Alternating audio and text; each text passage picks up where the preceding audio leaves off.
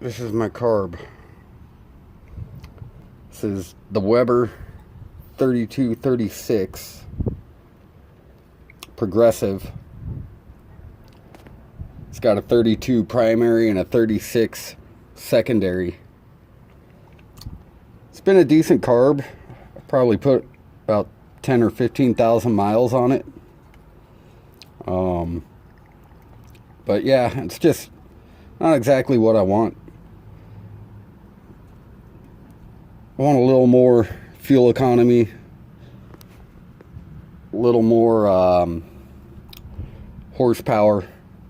You know, I know the 34 ICTs aren't that big of a deal, but I mean, on this, I'm just running, you know, I got a 1776 motor. You can't really tell from here. And I got, you know, upgraded cam, upgraded heads, little built up, not much. So yeah, I mean, I was thinking about going with the Weber 40 IDS, but I decided after talking to some people that might be a little too much for my motor. So yeah, I decided to go with the 34 ICTs, dual carb setup. I just got to